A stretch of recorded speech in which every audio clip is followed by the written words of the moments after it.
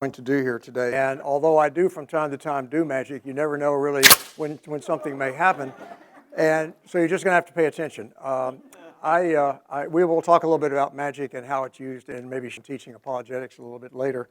But one thing just to get clear, I am a magician. I am an entertainer, not a sorcerer. So I'm an illusionist. I'll create illusions. And in fact, for my classes in apologetics, I like to emphasize to them that what I'm demonstrating is that the world is full of illusions. The things you may see are not necessarily what they really are, what reality is. And so I'm teaching my students how to find what the reality is, what the truth is. So about 2 years ago, can't hear me? Shoot. Dawn went to, do you know how to turn that up? Yeah, John will take care of it. Yeah, sorry about that. Dawn went to print some more handouts, so she's not there to push the button.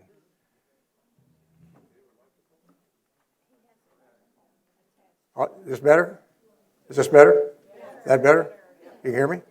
Okay. A couple of years ago, I was asked by a homeschool co-op to join them and teach a course in Christian apologetics for middle schoolers, junior high school students. Now, apologetics is the defense of the faith, the defense of Christian faith. It entails using logic, philosophy, theology, and other means to present the reasons for our belief. So after I interviewed with the head of school and her staff, and I did a little practice class for them, they offered me the opportunity to teach the course a couple of years ago. And that evening I went home and I checked my bucket list, and sure enough, teaching apologetics to junior high school students was not on that bucket list. That's nothing I had ever considered before. I wasn't even sure if they, based on what I'd been told by others, I wasn't even sure if they would sit still for an apologetics class. So the first semester, though, we had to enlarge the class a couple of times to take care of the waiting list. And as the first semester was drawing to a close, they said, "So what are you going to teach next semester?" What? I thought this was a one-time deal, one class, and I go home.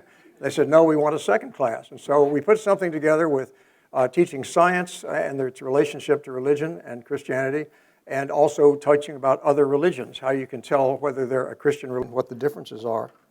So at the end of the second year, which was just a few weeks ago, they asked me if I would put together 2 more courses for senior high school students, one an introduction and then one a follow-on to what I'd been doing.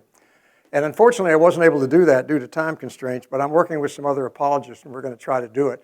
What surprised me was how much demand there was for this. I wasn't aware that parents had any interest in this at all, and that's what I want to talk to you about today. And turning back on this experience, because it's pretty hard work to get these classes done. Very stressful standing in front of about 25 junior high school students, trying to keep their attention and trying to tell them why what we believe is actually true in the real world. It's not fiction. It's not like Santa Claus and the Easter Bunny. Jesus is a historical figure claimed to be. So it reminded me, though, I saw a piece that kind of reminds me of that journey.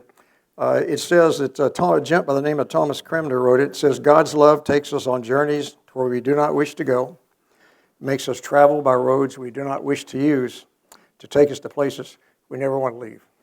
And I feel that way about these kids. I've seen how well they do, and I want to do it for more kids, and I want to encourage you and tell you what your role might be in something like that. But before we dive into that, I want to just give an overview of kind of what we're looking at today. Our Christian youth are living in a world that tells them there is no objective truth, there is no objective morality, and pretty much there is no God or any need for God. They're encouraged to conform their perception to their feelings rather than trying to determine what reality is and conform their life to that. Those who should be telling them the truth often mislead them, including teachers, the academics, the media, social media, and sometimes even family. Consider an athlete. If you had a guy who said, "My dream is to win an Olympic gold medal. I feel like I'm going to win an Olympic gold medal." And he goes to athletic events and he learns the rules of his sport, but he doesn't train. He doesn't develop any skills. He just goes and shows up and tries to do the best he can. Pretty soon he's going to impact with reality and find out that's not how it works. It doesn't matter what you feel, what you think. What matters is what's real. It's kind of like in youth, I think. We send them into a hostile world, often with very little training in how to defend their faith. And we expect they're going to continue to be followers of Christ and active in the church in spite of that. Some are, some aren't. Quite a few aren't, though. So as I work in the kids in my class and I continue my own study of apologetics, I've been hearing some things that concern me about the future of the church. I'm going to talk to you about just a few of them. There's so many we could fill weeks with it.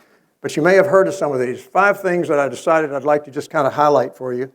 First is 50 to 70% of our youth, Christian youth, going to college, lose their faith in college. That may take the form of just not going to church. They may become agnostic, don't care, don't know. Yes, I've met some that have actually become atheists after coming out of a Christian school.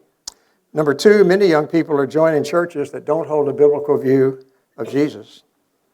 Number 3, many youth pastors believe that junior high and high schoolers have no interest in studying apologetics and wouldn't attend a youth group if apologetics were any part of the program. Number 4, some churches no longer talk about sin. They just tell us we live messy lives, not sinful lives. And 5, this was a real shocker to me, and I just heard this a couple of weeks ago, and we'll talk a little bit more about it. Kids who have attended Sunday school seem to be more likely to leave the church than those that don't. Now, before we dive into that, let's talk a little bit about just kind of what's going on in culture. The world is changing, but the most important issues remain the same. Is there a God? Is there truth? What's my purpose in life? How should I live my life? Now, those of us who are older, and I realize we're all older here pretty much. We're not kids, but I want you to remember you have kids in your life one way or the other. You may have children, you may have grandchildren, you may have great-grandchildren, you may just have kids that you encounter, and you can play a role in their life. And so I want you to just kind of at least be aware of what's going on, and more importantly, what you can do about it to help the kids. The fact is, though, in this hostile world that we live in, it's always existed. It just wasn't delivered 24/7 through social media, text, news, podcasts. It's just flooding in. And the people who hate offer very little real content in what they say. They just have a lot of feelings and condemnation and trying to shut down people they don't agree with. And one of the things that's really fueling this is technology. That should come as no surprise. But we've had technology changes before. What's that? Speaking of technology, we must. Okay, is this okay? All right. The printing press was the first piece of technology I might think about from Christianity. It was invented around 1450 and revolutionized how we transmit information. And it could be made available to all the people, not just the privileged few. For the regular people could read the Bible, and that led to the Reformation. Then we had the telegraph, the telephone, radio, movies, TV. And with each of these developments, ideas were not only to be more widely distributed to more people, it also influenced the lives of those people by what it was saying. Now, originally, it's just the novelty of the technologies that they existed at all. It's fascinating to be able to talk to somebody across town or, my gosh, across the ocean. Today, that's all old hat to us. That's just expected. It was exciting to go to movie theaters and see epic stories on the screen. That was all new. And the epic stories that often were about the Bible or about Christian themes. In the early days, it was easy to tell the good guys from the bad guys. Good guys wore white hats. Bad guys wore black hats. Kind of mucked up. The people who are doing bad things sometimes are portrayed as heroes. More recently, the big thing that's changed our lives and our society and our culture is the smartphone. And it's doing it in ways that nobody could have predicted any more than somebody living in 1800 could predict what the impact of the telegraph would be. But it's not all bad. Technology is being used to spread the gospel. Josh McDowell told me the other day that they have wristbands that they wear into countries that are hostile to Christianity, they being missionaries and Christian groups, and inside the wristband is a thumb drive that goes into a computer. And they can carry Bibles, they can carry teaching materials, all sorts of Christian information, and it just sort of slides right through. Easy to pass off. I have a device. I've seen it demonstrated that's about the size of, I don't know, maybe a paper cup, and it sets up a Wi-Fi network. It's battery powered, and they'll take this and go into a town square in a country that may be hostile to Christianity. It sets up a Wi-Fi network, and other people who are on their computers can log into this and download Christian materials. That may sound far-fetched, but Josh tells me it works, and they get a lot of downloads. One man, I think, told me that he had one, took it on a train as he was traveling through the country. I think about 30 or 40 people logged into his Wi-Fi network and downloaded Christian materials. So technology is not all bad. However, it does have a dark side, and it exposes people to a lot of information from sometimes dubious, and it influences the behavior of people that much of their social is online. Much of their life is online. And so when they make a statement and say something about, maybe I went to church Sunday or something, if their friends like it, that's good. If their friends don't like it and start condemning them for their ideas, they just get trashed, and it really impacts how they behave. They can be manipulated by this technology. Now, we like to think in the world of ideas that people present an argument, and the other side presents an argument. We discuss it. We figure out what's true. But today, the more common response is that the people who don't agree with us generally just try to outshout us and shame us and shut us up. That's been sort of a thing that's been going on really throughout history. If you don't reason with them, you don't necessarily have to have the best arguments, just shut them down. There's very little time in today's world to think. You just feel and then you react. We live in a postmodern world. The culture tells us there is no objective truth and no objective morality. Everything's just what we believe it to be. We build our own reality instead of learning what's really real. And while some say we're living in a post-Christian time, others believe we're actually living in an anti-Christian time. We're living in a drastically changed world from the one we grew up in and that's been present throughout history. On the other hand, maybe not. Since the very beginning, Christians have had to live in a world that doesn't share their beliefs. Jesus said, if the world hates you, keep in mind first. Being a person of faith has been a challenge throughout history. We think of Daniel, taken prisoner by King Nebuchadnezzar, and he served the king, but he didn't yield in his belief and service to God. The disciples went out into a very hostile world that hated them, and yet they gave their lives to get that gospel out there. It was that important. And as our culture becomes more anti-Christian, we have to realize one other thing, and that is that this country cannot survive as a secular or atheistic nation. The Founding Fathers understood this well. John Adams said our Constitution was made only for a moral and religious people. It's wholly inadequate to the government of any other. Thomas Jefferson said, I tremble for my country when I reflect that God is just, that his justice cannot sleep forever. And Abe Lincoln correctly noted that America will never be destroyed from the outside. If we falter and lose our freedoms, it'll be because we destroyed ourselves. In other words, if we're going to die as a country, it's going to be by suicide. But more important than the country are the people. If Christianity becomes irrelevant in America, many people who should have heard the gospel and could have heard the gospel will simply not hear it. A secular world is what we live in, and that's defined as denoting attitudes, activities, or other things that have no religious or spiritual basis. Atheists tell us that they're on the rise, and in the surveys that are run of people in the country, a category called none is rising. None is when you answer the question, do you have a religious preference, and they just say none. Don't necessarily say they're an atheist, and it could mean I just don't have a church I like to go to, but the nones are rising in the country. And as I mentioned earlier, it's estimated that some 50 to 70% of young people lose their faith in college. Now, it's true that some people who would say, yes, I was a Christian growing up and I went to college and became an atheist, may not have really been a Christian in high school or junior high. They may have gone to church just because their family went. It was a thing to do. It was fun to go to youth group and that sort of thing. So it may be that number is not quite as severe as we think it is. And some of those who quit going to church may return when they grow up and have kids, but we don't know that for a fact one way or the other. More recent research, though, tells us, and this is in the junior high kids, is they've actually lost their faith back in junior high or maybe senior high. They just manifest it when they get to college. Now they're free of their parents' influence. They don't have the social pressure of the family. They do what they were going to do for a long time ago. So if we can catch them in junior high or senior high at the latest and at least let them know the truth, they can make their own decisions. I tell my class every day, I will not tell you what to believe. I am not going to tell you what you have to believe or even should believe. I'm going to be like a lawyer. I'm going to present the evidence, and you're like the jury. You decide what you want to do about it. It's between you and God. But you need to see the evidence. Today, if a Christian stands up for what they believe and it contradicts someone else's beliefs, they're attacked for being intolerant and hateful. Personal economic attacks are part of the secular arsenal. And as atheists accuse people of faith of being intolerant because they may not agree with their lifestyle or beliefs or whatever else, they're completely blind to their own intolerance. Tolerance does not mean I have to agree with you. It means I'll tolerate you. It means I won't harass you. I won't ridicule you. I'll tolerate your beliefs and we can discuss them. Today, however, tolerance has been redefined. They deny any higher authority for morality, and thus society moves more and more towards anarchy or might makes right.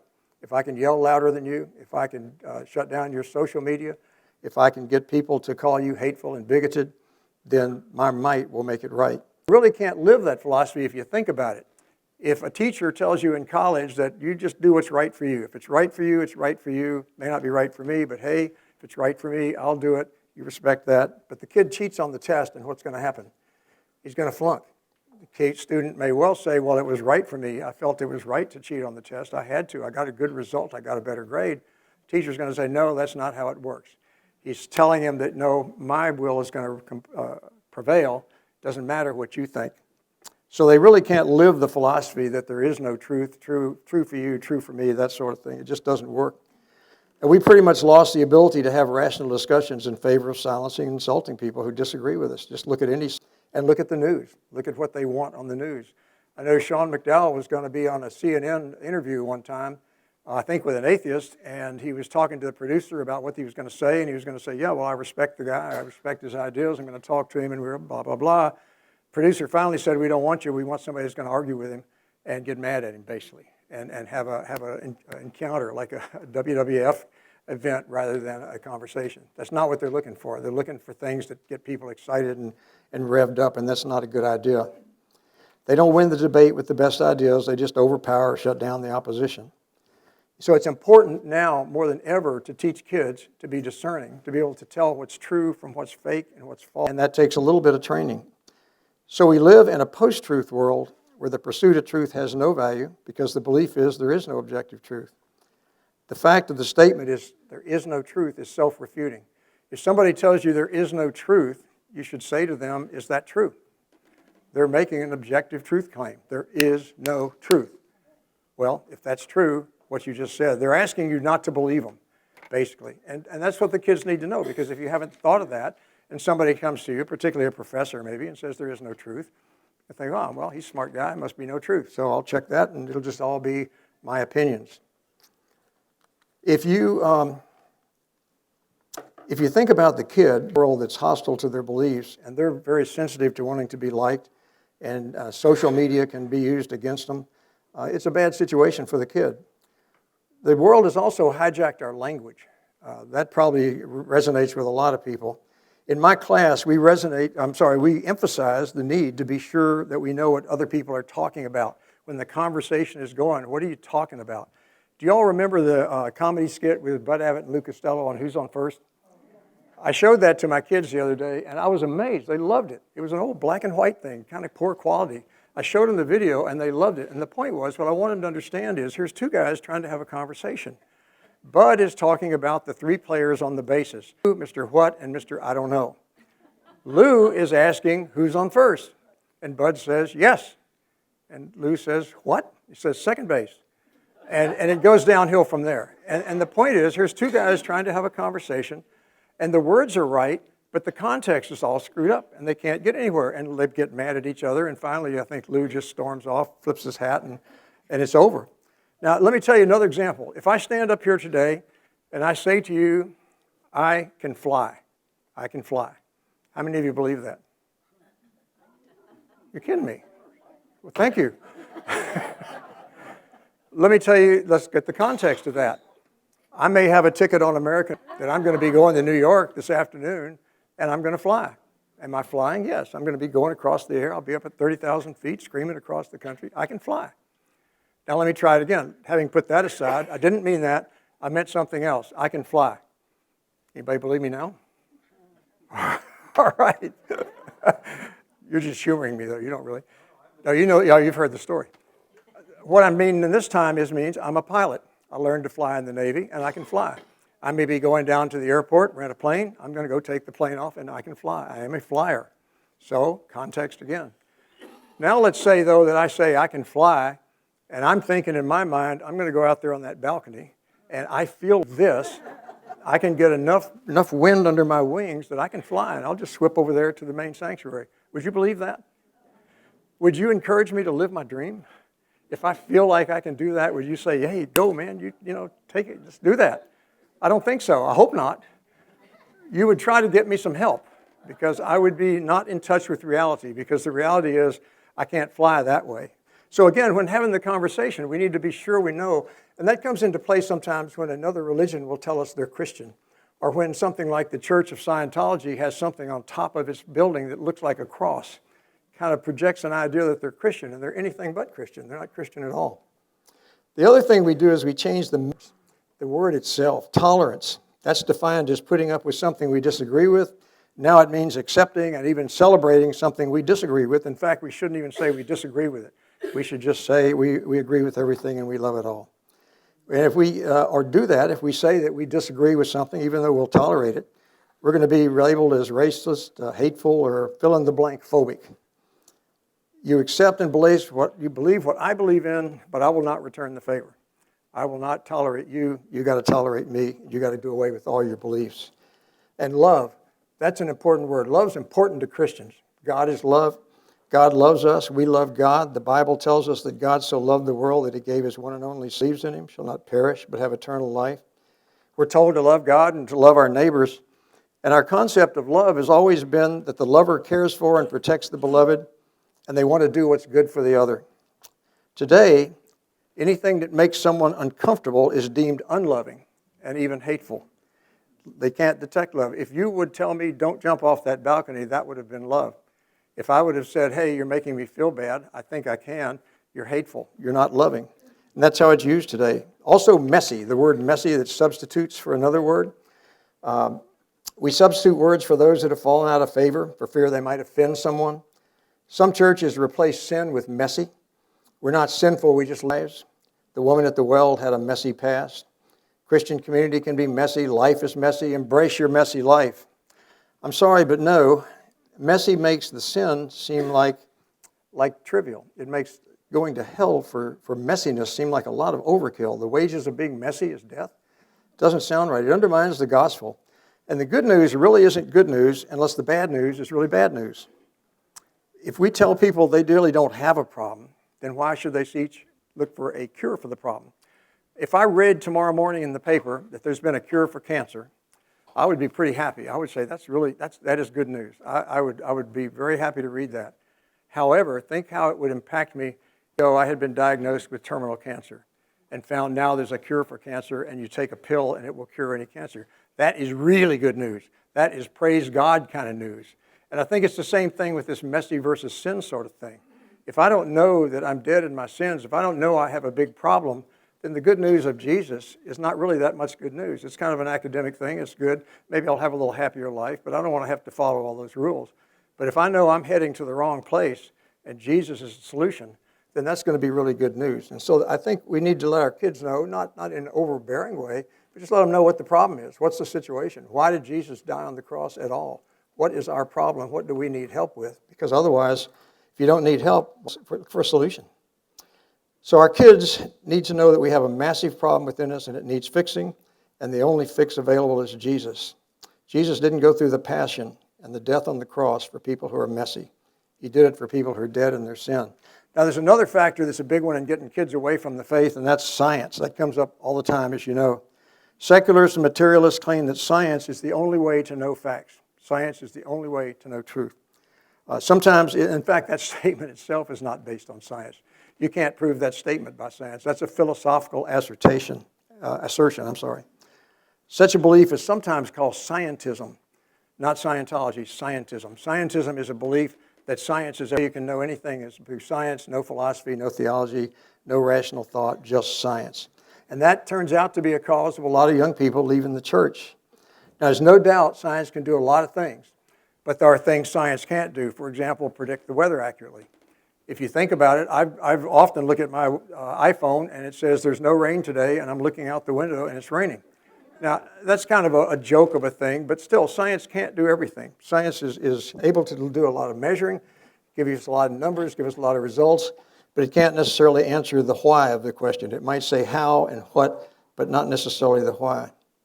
And there's a lot of contradictions to the positions that people take in the name of science. For example, gays say that they are born that way and they can't change, and any effort to change what they are is bad. You can't do that. It's against science. And yet transgender people say, I may have been born a man or a woman, but I can change. I can change and be the exact opposite. And science proves that.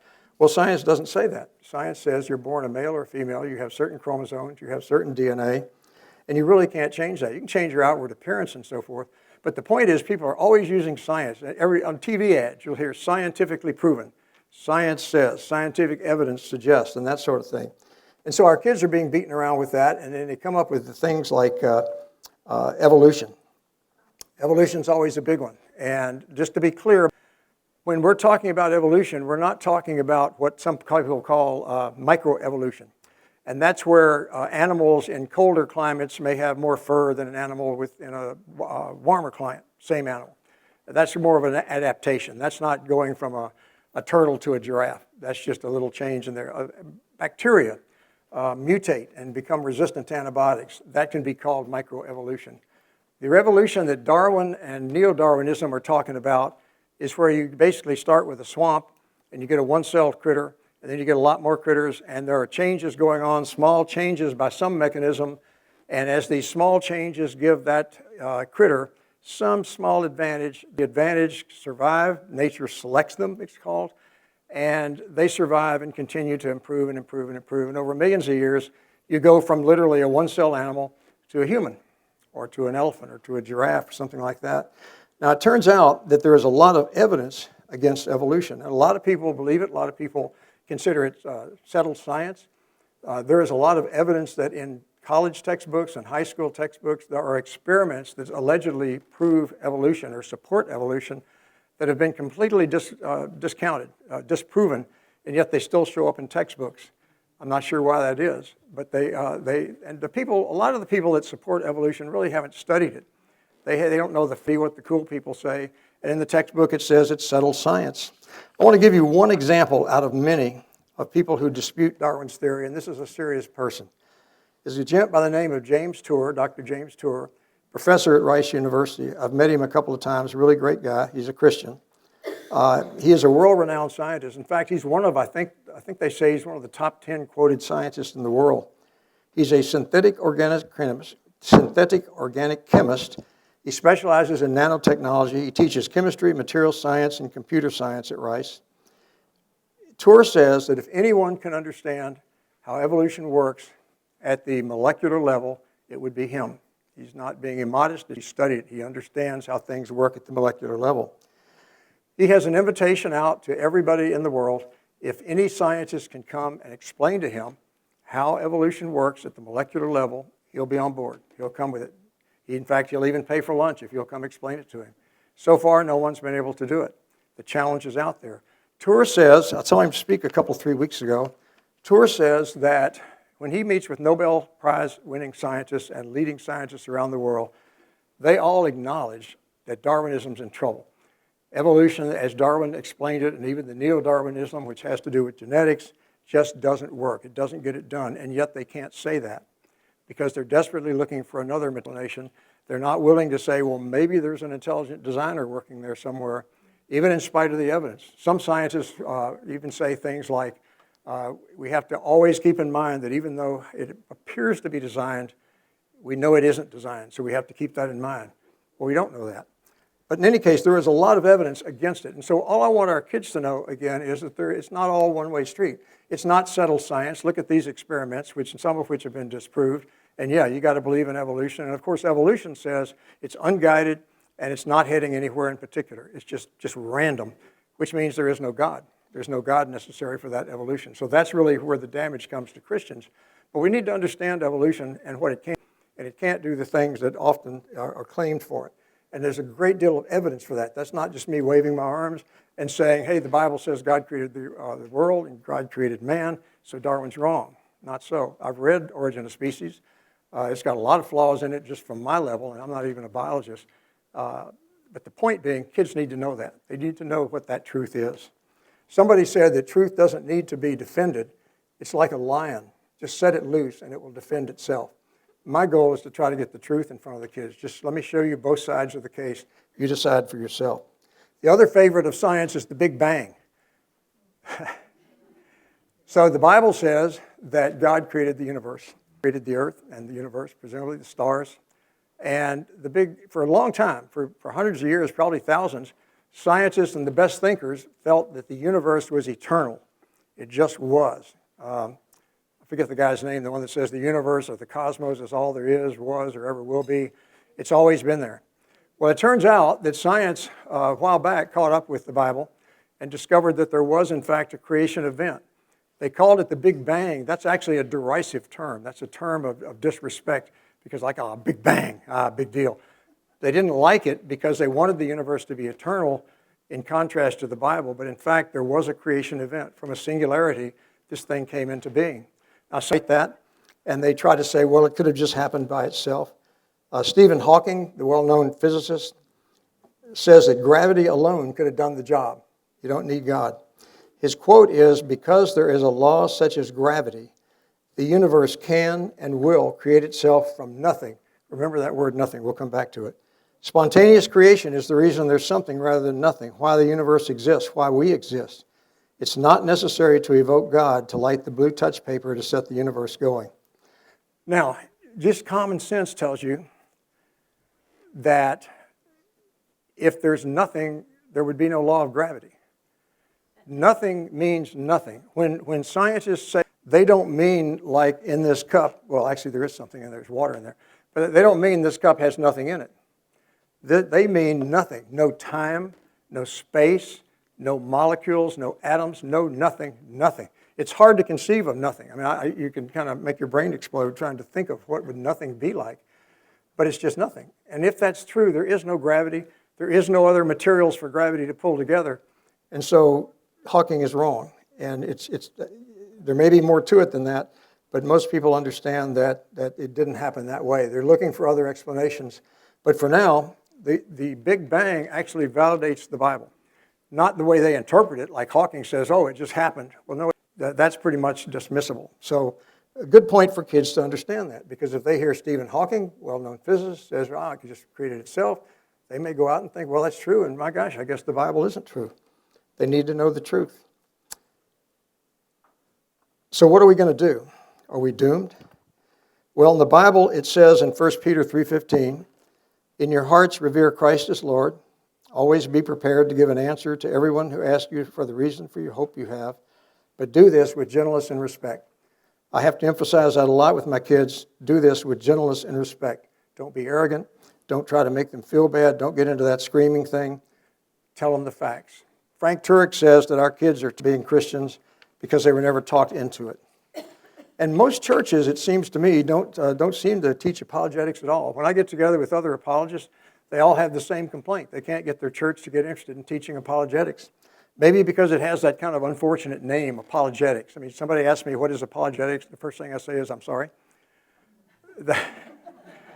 That's what you think of. It's an apology of some sort. It's not. It's an argument. It's defense of the faith. Maybe you call it Christian case making or defense of the faith, something like that. Maybe use a better word. But I've spoken to youth pastors and asked them what they're doing to prevent the majority of their kids from leaving the faith when they go to college, and some seem not to even be aware of the problem.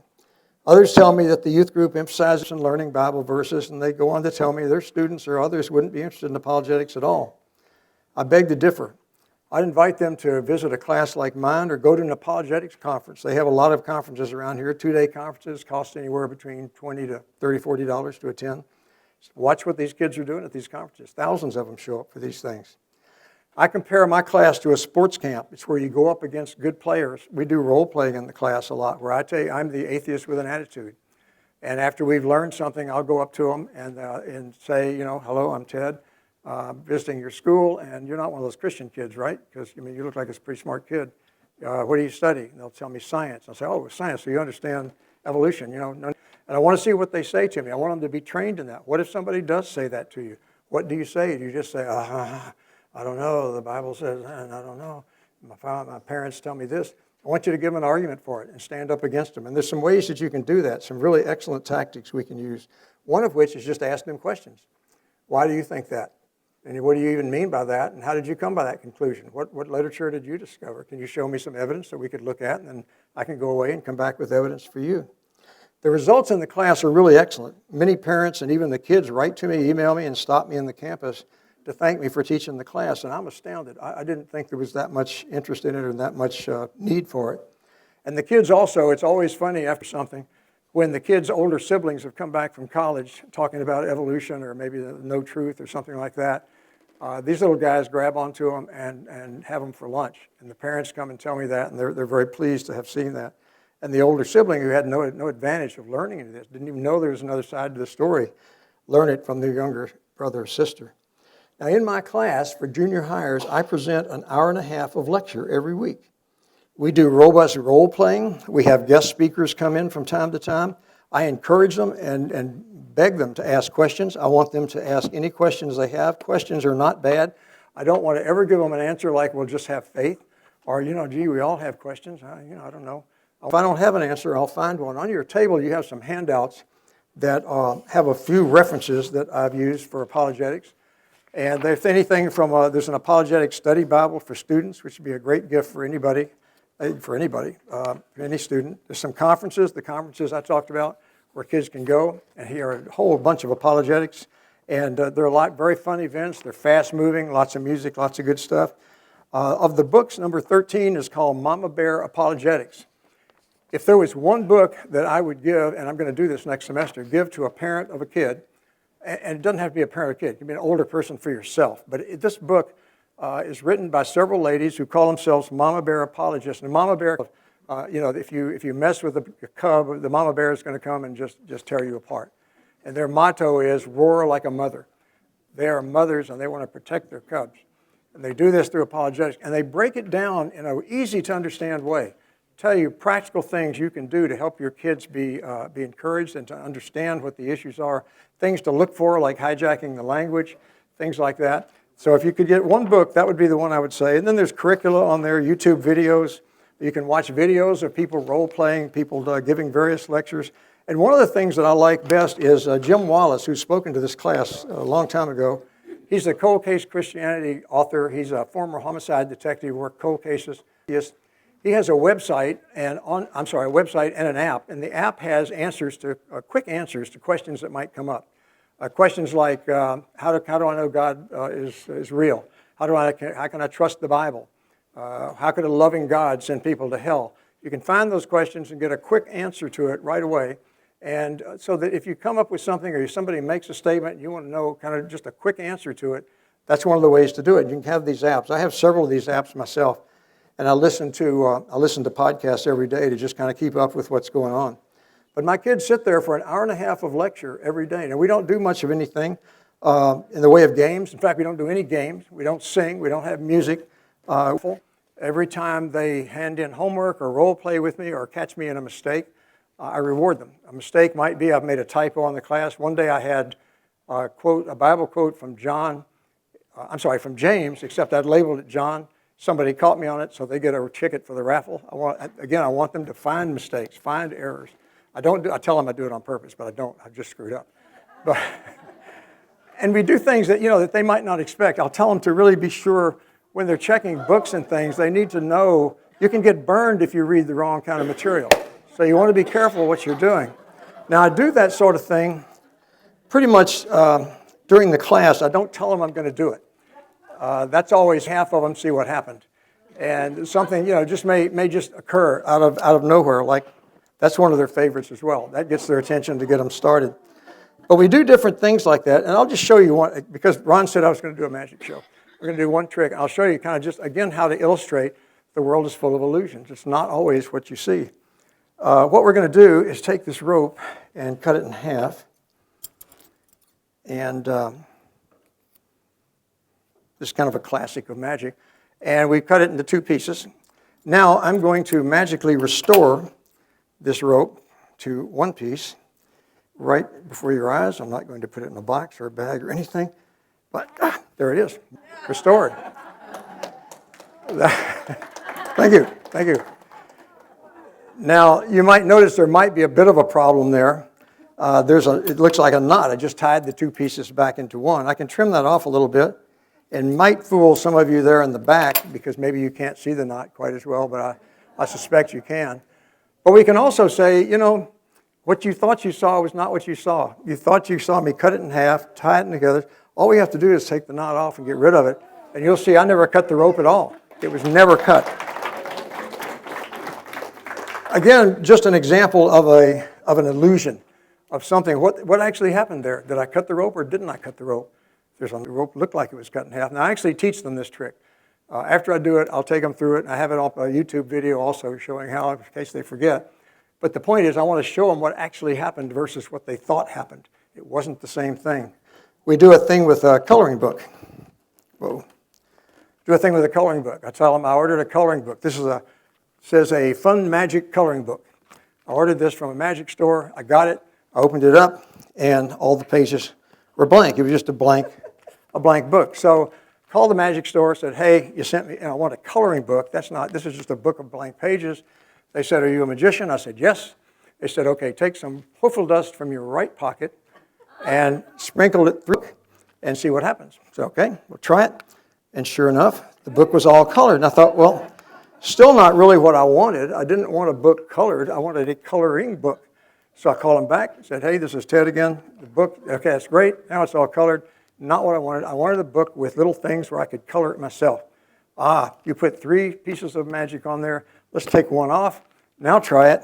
And you've got the coloring book you have. So the question is, which coloring book did I have? Did I have a coloring book full of colors? Did I have a blank page? What did you actually see there? It was an illusion. And again, that's just kind of how the world works, and I just want to keep re-saying that to the kids. I'm sorry. I want to tell you kind of the result. The kids get it. I had a guest speaker come in the other day. I've had several guest speakers. One in particular, and he asked the class, what would he ask them? Oh, yeah, how do you know God exists?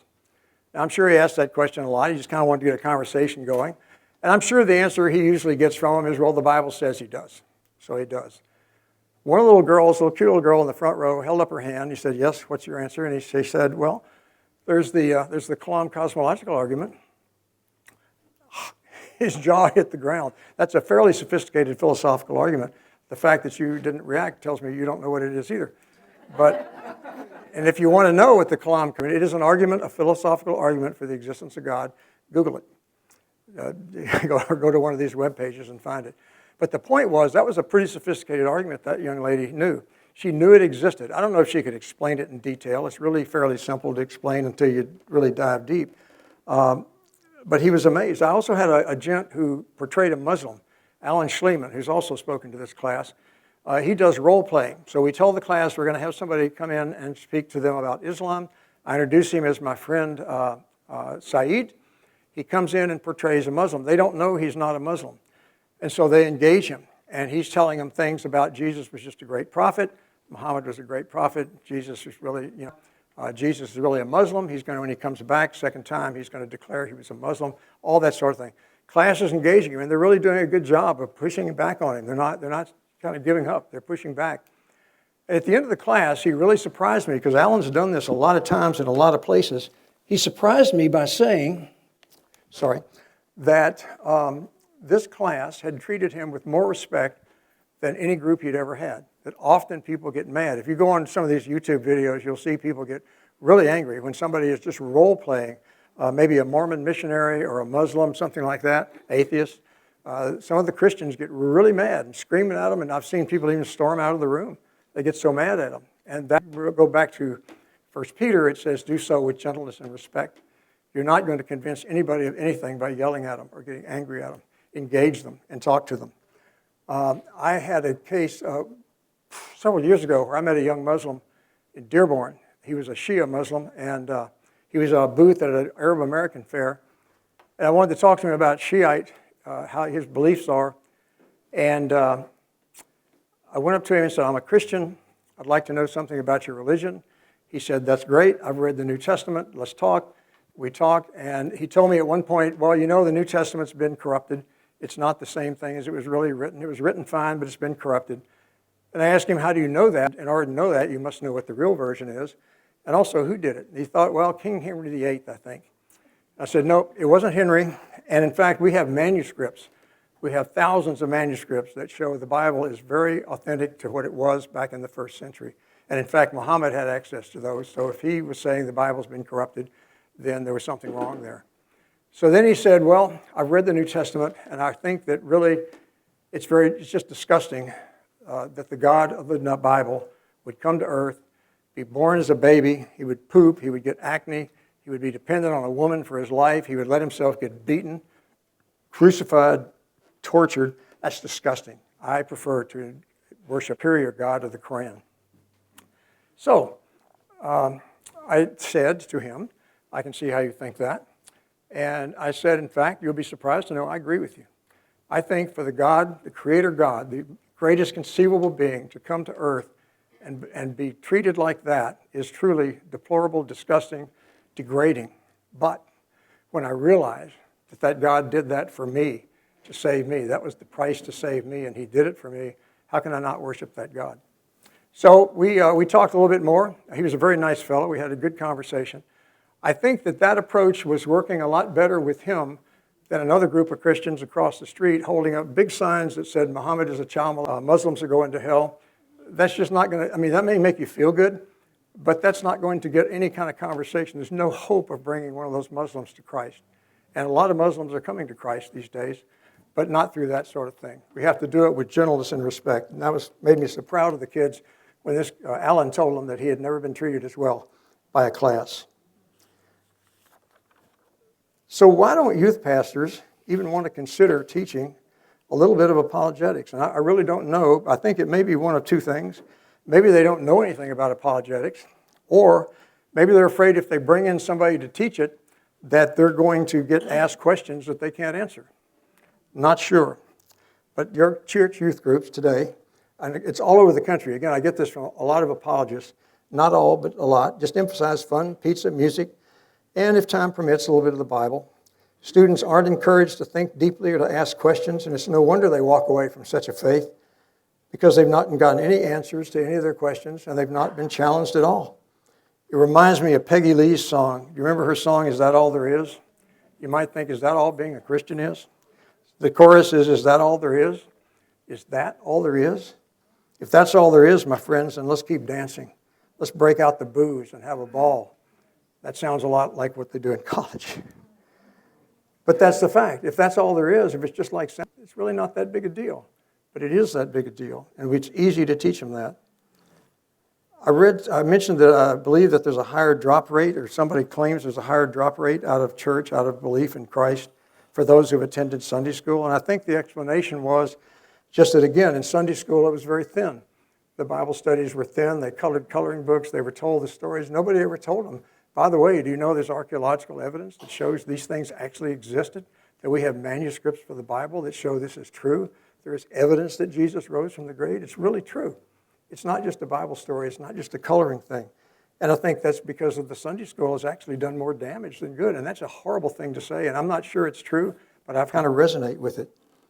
So in my class, we talk about putting on the armor of God. And the Bible says the first thing you put on is the belt of truth. So we talk about truth. We talk about objective truth existing.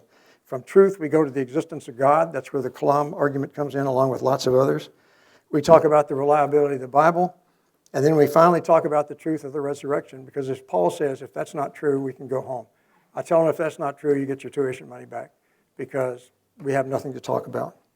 And then we train on tactics and fallacies and facts, and we also talk about other religions, and especially the differences. It's common for people to want to talk about how we're alike to religions. How are we like Mormons? How are we like Muslims? And there is a lot of commonality. I mean, most version of the Golden Rule. Muslims will tell you they love Jesus. They just don't worship him as God. He's in the Quran. So you need to be able to separate that and discern. The basic question is, who is Jesus? Is he the second person of the Trinity and the Son of God and our Lord, or is he just a good prophet or something else? That's the key question that we have to come back to. So it's really more important when talking about other religions, I think, to talk about the differences, not necessarily the similarities, because the similarities would cause us to believe. I actually used to believe at one point, when I was probably after college, that all religions were the same, that there was one God. I got that. But I figured all these religions are just different ways of trying to get to him, and God probably likes that. Well, it turns out that's not true. As I've studied, I realize all religions have an exclusive truth claim. Islam says it's the only way. Mormons will say they're the only way. And the Christian church says we're the only way. They can't all be true. They can all be wrong, but they can't all be true. That's what we have to work on. Just quickly, Jim Wallace, again, the cold case detective, said the other day at a meeting we should stop teaching apologetics to our kids. And, kind of, what? And what he meant by that was we should stop teaching it and start training them. He's saying, listen, the way he trained, in his experience, how you train police officers, in my experience, how you train pilots, how you train combat people. You don't send somebody into a prize fight with no training. You train them. You show them what to them trained against, again, what we do in the role play. Come up against somebody that's going to insult you, that's going to give you some arguments. be able to get on the ropes and come back and fight. So he advocates much for training, and I think that's a key thing, and that's what we've been doing for some time. Well, now it's our watch. We're sort of the ones that have to pass down what our beliefs are, and if we haven't done that, we need to do what we can today. For any young person in your life, whether it's a friend, a relative, whatever, if you have any relationship with them, you will be the most important apologist they will ever meet because of your relationship with them. They will listen to you. And if you can tell them anything about the truth of it, by the way you live your life even, you don't have to have a big philosophical life. I was thinking back about my father on Father's Day recently, and I don't think he ever told me in words how to be a good father. I can't remember him saying anything about that. The way he lived his life showed me how to be a good father. He saved my life at least twice. Once when I was going, this is true, I'm sorry to say, once when I got a call from a carnival that needed a magician for the next year, and I announced to my father and my mother that I was going to stop my studies at Rice. I was studying to be an electrical engineer. I was going to join the carnival for a year, but then I would definitely be back and continue on. The second thing he saved I have never done illegal drugs. I have never in my life done any illegal drugs. They scare me. I just don't like that idea. But I was kind of fascinated with LSD back in the 60s when I was at Rice. And I found out that in the medical center, right across the street from Rice, they were going to do an experiment, the psychology department. They were going to, in a laboratory-controlled environment, science, we're going to administer LSD to some subjects and see what happened to them and kind of test it. And I thought, wow, this is cool. I want to do that. I mean, it's at the medical center. Doctors will be there, controlled environment. What could go wrong? Well, my father told me what could go wrong, as he did with the carnival. And he saved my life both times. Now, that was love. That is love. The opposite of that love would have been if he'd said to me, hey, you've been doing magic for so long. Why don't you go give it a shot, see what you can do. Go join that carnival. Live your life. Live your dream.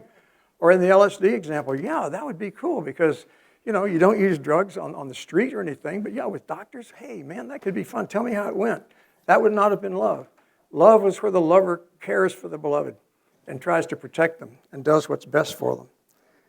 I think we need to make sure our kids understand what kind of love we're talking about when we have love. So now what? So what do we do? Just kind of get down and dirty. Let me give you a quick list of things that you might do. One is parents and others need to be involved. Kids need people involved in their lives other than their schools and their pastors. Else they need their families involved. Youth groups, camps, even Christian apologetics seminars are not enough. We need to be involved with them. I might suggest you try to hold an apologetics study in your home. Those are easy to do. There's some are on DVD. Some have study guides that you can do. I'd recommend you send your students to an apologetics seminar. I've listed some on the list there. They're weekends. They're local. Invite your kid's youth pastor to go to the apologetics seminar. Let him see what it's about, and maybe he would get involved in it after that. Encourage and ask questions. Don't tell kids not to ask questions about their faith. Worst thing you can tell them, in my opinion, is just have faith. If that's all you got, then let's keep dancing. Send 2-week summer apologetics experience like Summit Ministries, also listed on there. Summit is a 2-week experience. They bring in world-class apologists, Josh McDowell, Sean, Jim, all the big guns. It's a fun camp. They have fun. I've been to a couple of them. And the talk is down and dirty. They're seriously talking. And the Summit people tell me that even though 50 to 70% of kids leave their faith in college, as they survey and follow the kids from the Summit Ministries group, that number is about 10%. Not zero, but it's greatly diminished because these kids have been exposed to the truth.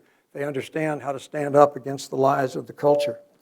And I'd suggest, too, to the extent you can, get your pastor to beef up the Sunday school. There's a new program, Castellano Valley Christian Schools. I'm on the board there. I've been involved with them for a long time. We're developing a new Bible curriculum called Deep Roots. It's online, works on iPads, etc.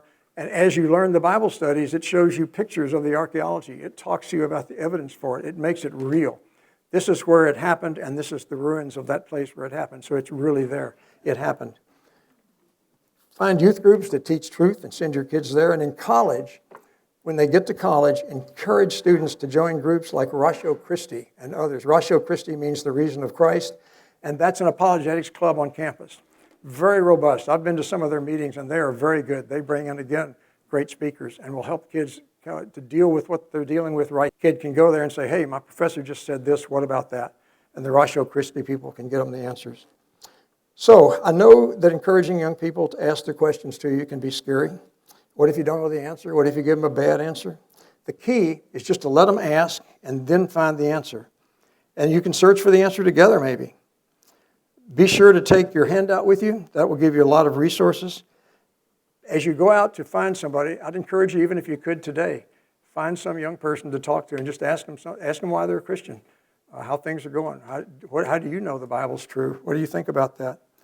It's going to be scary and it's going to be intimidating, but John Wayne said that courage is being scared to death and saddling. So I encourage you to saddle up, ride boldly for the King and country, and give them heaven. And remember, the world is full of illusions. Thank you.